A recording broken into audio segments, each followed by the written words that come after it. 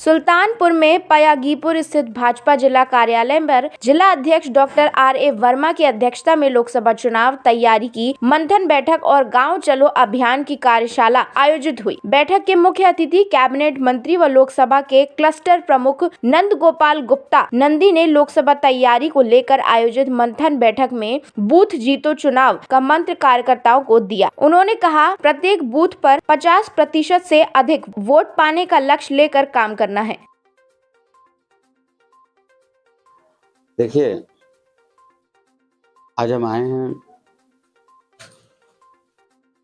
उत्तर प्रदेश की 80 की 80 सीट और देश में जिस तरह से आदरणीय प्रधानमंत्री जी ने 10 साल बिना रुके, बिना थके, बिना एक दिन की छुट्टी लिए काम किया है और जन कल्याणकारी योजनाएं अंतिम गांव और अंतिम व्यक्ति तक पहुंची है। देश के 140 करोड़ लोगों की भलाई के लिए जिस तरह से काम हुए हैं, उन नीतियों को जन सामान्य को जो मिला है और आदरणीय प्रधानमंत्री जी के नेतृत्व में 2017 से 2022 में उत्तर प्रदेश उत्तम प्रदेश बना है, अब सर्वोत्तम प्रदेश बनने की ओर अग्रसर है। जहाँ तक आपने मेरे डिपार्टमेंट की बात करी, डिपार्टमेंट की चर्चा करी, पिछली सरकारें चाहे समाजवादी पार्टी की सरकार रही हो, उनका कभी एजेंडा नहीं रहा कि इंडस्ट्री आए, उनका कभी एजेंडा नहीं रहा कि अच्छी सड़कें हों, अच्छे हॉस्पिटल्स हों, एयर कनेक्टिविटी हो। उनका एजेंडा रहा तो खुद परिवार, चाचा, भतीजा, बुआ का लड़का, मौसी का लड़का अगर इससे निकल पाए तो जाति तक सीमित रह गए। ऐसे ही बसपा में भी चरम सीमा पर भ्रष्टाचार रहा और वो भी एक वर्ग को लेकर के।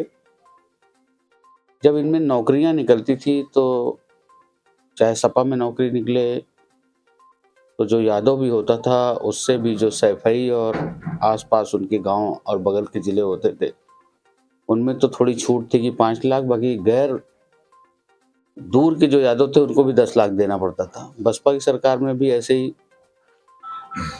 दलित हैं तो 5 लाख, बैकवर्ड है तो 10 लाख और फॉरवर्ड है तो 15 लाख। अभी लाखों नौकरी हमने दी है और आदमी छाती ठोक के बोलता है कि 1 रुपये नहीं देना पड़ा, 1 पैसे किसी सिफारिश नहीं करना पड़ा, मेरिट के अनुसार लाखों लोगों को नौकरी मिली। अब इंडस्ट्री की बात करें तो मैंने कहा कि 2017 से 2022 में आदरणीय प्रधानमंत्री जी के मार्गदर्शन में, माननीय मुख्यमंत्री जी के नेतृत्व में उत्तर प्रदेश उत्तम बना है, सर्वोत्तम बन रहा है, सर्वोत्तम प्रदेश बनने की ओर अग्रसर है।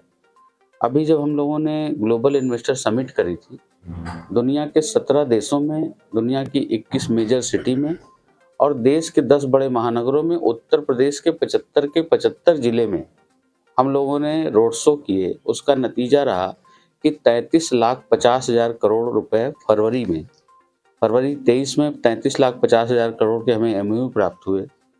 उसके बाद बिना प्रयास के जो माहौल बना है, 6.5 लाख करोड़ और आ गया, अब 40 लाख करोड़ बढ़ करके हो गया है।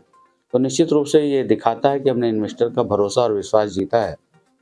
और अभी अगर हम पॉलिटिकल बात कर लें तो मध्य प्रदेश का चुनाव आप देख रहे हैं, राजस्थान का चुनाव आपने देखा है, छत्तीसगढ़ का चुनाव आपने देखा है। मोदी जी की गारंटी है और सब ने इस बात को माना है कि मोदी जी की गारंटी माने गारंटी पूरा होने की गारंटी। निश्चित रूप से हम यही कहना चाहते हैं कि मैं क्लस्टर इंचार्ज बनाया गया हूँ 4 सीटों का, जौनपुर, मछली शहर, सुल्तानपुर और अमेठी। 4 की 4 सीट प्रचंड बहुमत के साथ जीतेंगे। हमारे कार्यकर्ता, हमारी पार्टी 365 दिन और 24 घंटे काम करती है। 12 महीने और 24 घंटे काम करने वाली पार्टी। कोविड के समय में भी हमारे कार्यकर्ता, देवतुल्य कार्यकर्ता घर घर लोगों की सहायता करते रहे, लोगों की मदद करते रहे। इसी के भरोसे हमें पूरा विश्वास है कि हम पूरी प्रचंड बहुमत के साथ जीत हासिल करेंगे। इस बार लोकसभा में कितनी सीटें आपको लगता है कि 400 पार? हाँ। देश का अब तक का जो भी रिकॉर्ड रहा होगा, एक प्रचंड बहुमत के साथ हम जीत हासिल करेंगे। नीतीश जी ने एक बार फिर एनडीए का दामन थामा है। क्या आगामी लोकसभा में इसका फायदा होगा? देखिए, आदरणीय प्रधानमंत्री की जन कल्याणकारी नीति, जो जन कल्याणकारी नीति है, मैं कह सकता हूँ हिंदुस्तान को प्यार करने वाला हर व्यक्ति, हिंदुस्तान की तरक्की चाहने वाला हर व्यक्ति, हिंदुस्तान को ऊंचाई पर देखने वाला हर व्यक्ति, जिसके मन में राष्ट्र प्रेम है, देश प्रेम है, वो भारतीय जनता पार्टी के साथ है। आदरणीय प्रधानमंत्री जी के नेतृत्व में प्रधानमंत्री जी के साथ है, एनडीए के साथ है और प्रचंड बहुमत के साथ हम फिर से सरकार बनाएंगे। सर, सूबे में क्राइम का ग्राफ बढ़ता जा रहा है। अभी बीती रात देर शाम जो है एक पीआरडी के जवान पर अज्ञात बदमाशों ने हमला किया और उसके पहले एक 9 वर्ष कक्षा 9 के छात्र पे जो है उसको अज्ञात बदमाशों ने चाकू से गला रेत दिया और उसके पहले भी अधिवक्ता हत्याकांड में जो क्या कहते हैं मुलजिम है वो अभी तक की तमाम घटनाएं सुल्तानपुर में घटित हुई हैं और सुल्तानपुर में तो खासकर जो है क्राइम का ग्राफ बढ़ता जा रहा है। पुलिस हर उस पे नाकाम लगभग नजर आई है, तो क्या कहना चाहेंगे, कैसे क्राइम को कंट्रोल करेंगे? देखिए, आज उत्तर प्रदेश की कानून व्यवस्था पूरे देश के लिए एक मिसाल बनी है और लॉ एंड ऑर्डर की वजह से ही आप देखिए कि हम पुनः सरकार में आए हैं। हमारी नीतियों की वजह से सरकार प्रदेश के अंतिम गांव तक विकास की रोशनी पहुंचे, अंतिम व्यक्ति तक सरकार की योजनाओं का लाभ पहुंचे, इसकी वजह से हम आए। कानून व्यवस्था को हाथ में लेने वाला कोई भी, हाँ थोड़ी देर हो सकती है लेकिन अंधेर नहीं हो सकती। जो भी अपराधी है, जो भी मुलजिम है, जो भी उसके पीछे है, निश्चित रूप से उसको कड़ी से कड़ी सजा मिलेगी और उत्तर प्रदेश एक मिसाल बनकर के उभरा है अपराधियों को सजा देने में। सर, राहुल गांधी के भाजपा का आप तरफ क्या कहना है, उस पर क्या प्रभाव पड़ेगा आने वाली लोकसभा का? देखिए, अभी आप 15-20 साल का रिकॉर्ड उठा करके देखेंगे, गूगल है अभी सर्च कर लें, 15-20 सालों में राहुल अपने बच्चे का किसी ने नाम नहीं रखा। राहुल गांधी को अगर कोई आदमी कह दे कि देश के सबसे समझदार व्यक्ति है तो लोग हंसने लगते हैं उस पर।